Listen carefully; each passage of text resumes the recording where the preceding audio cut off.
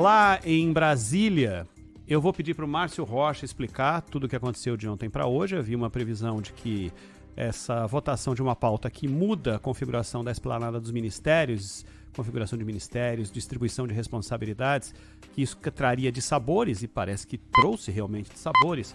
Mas vamos ouvir primeiro o Márcio Rocha, depois a gente comenta aqui. Fala, Márcio. Oi, pessoal, boa tarde para vocês, boa tarde a todo mundo que nos acompanha.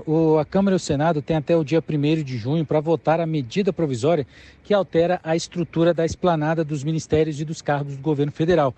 Isso porque a gente teve mudanças feitas, por causa dessa medida provisória, e o ministério que foi mais atingido pelas essas mudanças que foram feitas pelo Congresso é o do Meio Ambiente, que é chefiado por Marina Silva.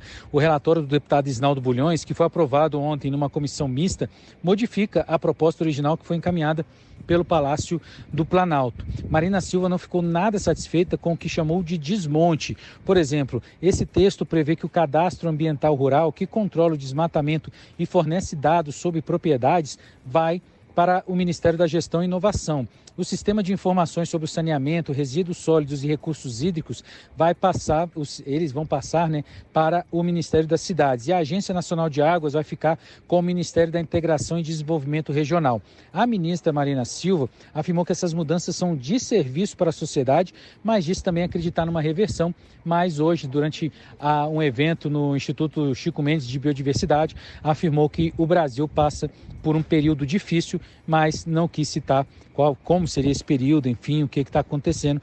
Falou essa frase sem dizer nomes. Lembrando também que, pelo relatório aprovado, o Ministério dos Povos Indígenas também perde espaço.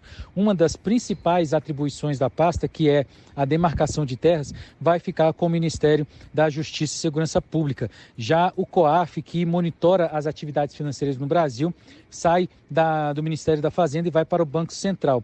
E também a Companhia Nacional de Abastecimento, a CONAB, que vai ser dividida, a gestão dela vai ser dividida entre os Ministérios da Agricultura e o de Desenvolvimento Agrário. Apesar disso, o líder do governo no Congresso, o senador Randolfo Rodrigues, afirmou que 95% da versão original do texto foi mantida, mas isso ainda causa bastante atrito aqui dentro do Congresso Nacional. Eu volto com vocês, um abraço. Valeu, Márcio. Ô Zaidão, o problema é se os 5% que sobraram são suficientes para criar dissabores em áreas nevrálgicas e que podem abalar de alguma forma a confiança depositada no governo em áreas estratégicas, principalmente as ligadas ao meio ambiente.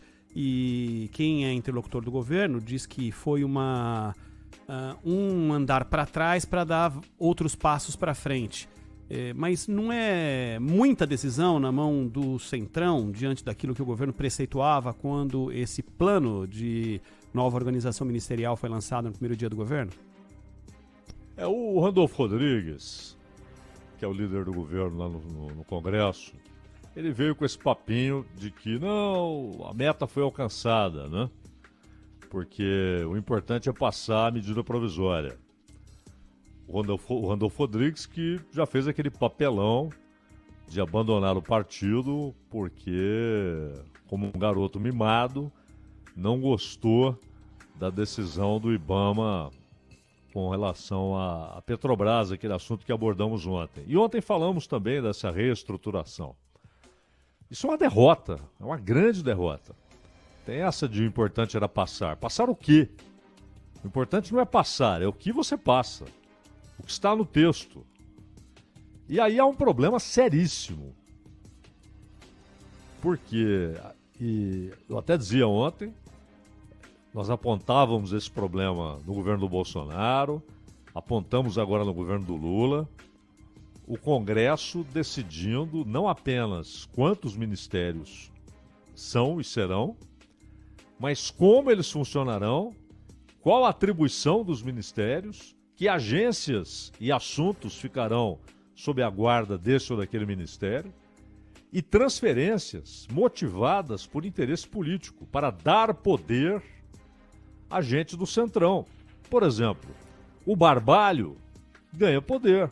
O Helder Barbalho, filho do Jader, ele ganha poder no Ministério das Cidades. E o Fávaro até menos do que se imaginava. Eles não conseguiram transferir tudo o que pensavam, mas tiraram tanto do Ministério do Meio Ambiente quanto do Ministério que cuida das questões relacionadas aos povos indígenas.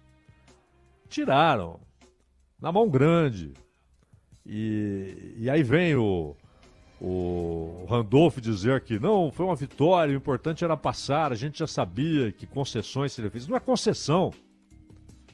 Isso não é concessão, isso é você ter uma ideia de governo e ela é desmontada pelo Congresso. E é preciso rever isso. O Executivo não pode ficar à mercê do Congresso nesse tipo de assunto. Tem coisa que é para o Congresso. Por exemplo, o Brasil hoje há vários assuntos que o Supremo está decidindo que deveriam ser decididos no Congresso, não no Supremo. Isso não é organizacional, Zaidan? Pois é. Aí você tem a organização do quê? Do governo que foi eleito. E presume-se a formação do ministério e a distribuição de atribuições ali, ela está relacionada com aquilo que virou promessa de campanha ou compromisso de campanha, que é mais importante do que uma promessa de campanha. Compromisso de campanha. E isso é desmontar. Mas o governo se esforçou pouquíssimo. É claro que há esse problema, é preciso desmontar esse parlamentarismo informal, porque quando você está no Congresso, para dizer como é que vai ser o ministério, quantos ministros serão e que atribuições cada ministério terá, a própria oposição participa dessa discussão. Então você tem a oposição, isso fere a lógica, a oposição organizando o governo. E qual o parâmetro ela vai usar? Qual o interesse, qual o objetivo, qual meta? Foi assim com o Bolsonaro, está sendo assim com o Lula, mas a reação do governo foi ruim, porque o ministro do Meio Ambiente, o senhor Alexandre Silveira, ao comentar o assunto, ele atacou a Marina. O embaixador, diz ele, o embaixador do meio ambiente do Brasil, reconhecido mundialmente, é o Minas e presidente Energia, Lula. né, Zaidan? Minas e Energia. Eu falei o quê? Meio ambiente. Meio ambiente, do Minas e Energia, claro. Ela é do meio ambiente. O ministro das Minas e Energia, ele diz, o embaixador do meio ambiente do Brasil, reconhecido mundialmente, é o presidente Lula. Ele é o grande embaixador da defesa da legalidade, da questão ambiental. A gente não precisa de outro. Um ataque à Marina, talvez ainda como resultado daquele embate, que a Petrobras está lidando com muito mais racionalidade que o Alexandre Silveira. Tanto que ela reconheceu que o primeiro pedido que ela fez era inconsistente. Aliás, a imprensa e muitos políticos trataram o não do IBAMA como sendo definitivo e sem causa, sem razão, fruto de fanatismo.